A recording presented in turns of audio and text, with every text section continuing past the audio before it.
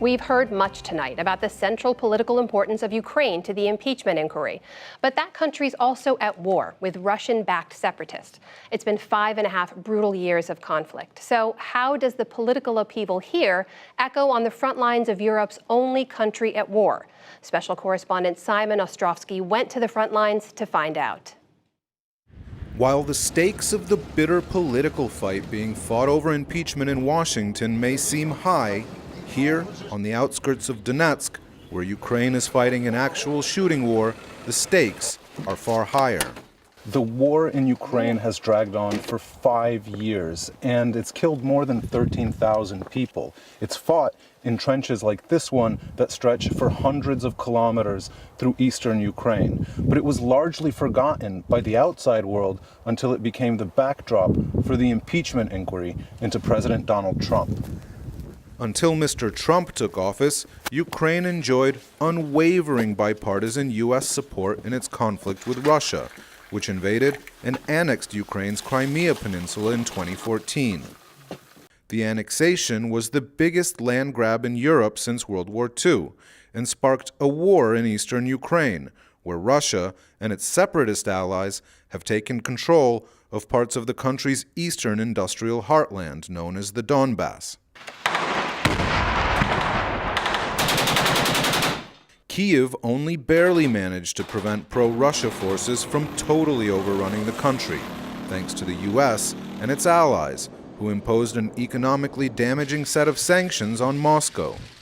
We're united in our support for Ukraine. We're united in our determination to isolate Russia and impose costs for Russia's actions. The threat of further sanctions, if Russia pushed on, have stayed the Kremlin's hand so far. Fast forward to 2019, and several top U.S. officials are alleging that President Trump blocked crucial military aid to the country over the summer to try to get Kyiv to open investigations into his American political rival.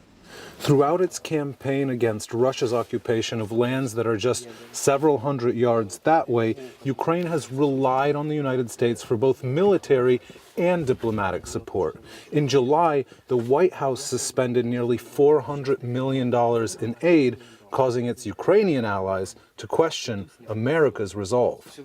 The aid included night vision scopes like this one and first aid kits, which members of Ukraine's 92nd Separate Mechanized Brigade showed NewsHour.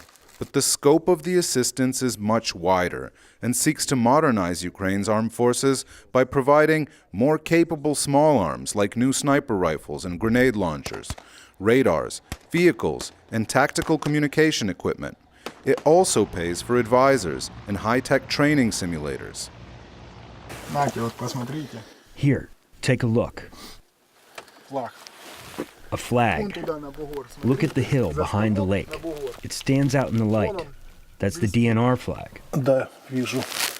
Might be the Russian flag. And though the White House eventually did release the aid to Ukraine under concerted congressional pressure in September, the political damage was felt both in Kyiv and here on the front lines. Private Alexei Machonkoladze, who served in Ukraine's army as part of the 92nd Brigade for 3 years, worries that the diplomatic support his country has relied on is disappearing. Under Obama, they pressured them with sanctions. As soon as something happened, they pushed sanctions. Not anymore. No one is pressuring Russia with sanctions, and Russia was 100% using this situation. Trump has just let Russia off the hook a bit. The scandal has damaged Ukraine's interests in another way, too. After winning a landslide election with 73% of the vote earlier this year, Ukraine's new president, Volodymyr Zelensky, entered negotiations to de-escalate hostilities with Russia from a position of strength. But as President Trump and an array of associates led by his personal lawyer, Rudy Giuliani, began making political demands of Zelensky's administration, cracks in the U.S.-Ukrainian alliance started becoming apparent. There is a load of evidence that the Ukrainians created false information. In his meeting with Zelensky at the United Nations, Trump responded to a question about military aid to Ukraine by telling Zelensky it was up to him to figure it out with Russian President Vladimir Putin. I really hope that you and President Putin get together and can solve your problem. That would be a tremendous achievement. State television in Russia jumped on the comment, interpreting it as a signal that the U.S. was throwing Ukraine under the bus. After his triumphant meeting with Donald Trump, in quotes, of course, the Ukrainian president had to lie back and enjoy it. We know what happened in the United States. You have nowhere left to go. On the front lines, the soldiers of Ukraine's 92nd are skeptical Russia will hold to the terms of any agreement. Do you think that without the strong support of the United States, Ukraine can get a fair peace deal with Russia? I think not. No. If, for example, America and Europe don't help, I think Russia will push forward. They won't just occupy this area. It'll be like Crimea. They'll invade.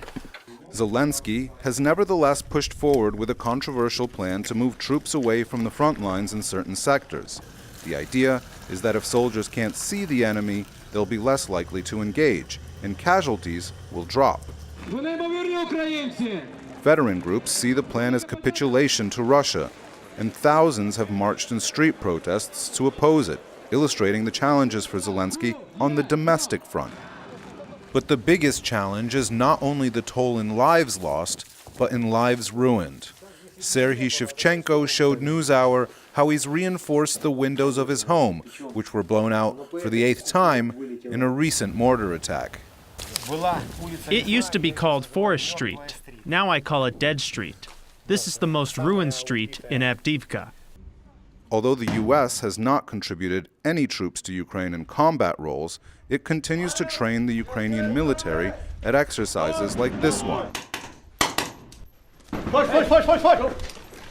Go! Ukraine, on the other hand, has sent its troops to fight and to die in the U.S.-led mission to Iraq. It's something that U.S. Army Colonel David Jordan of the 45th Infantry brought up at a ceremony dedicated to members of Ukraine's 92nd who were undergoing a U.S. training course in 2017. Like the 45th, the 92nd has served in combat in Iraq. Our shared experiences will help us form a bond of trust. I asked this member of the 92nd, serving in a trench on the front line, if he felt that that bond of trust had now been broken. We value the U.S. support and hope that it continues.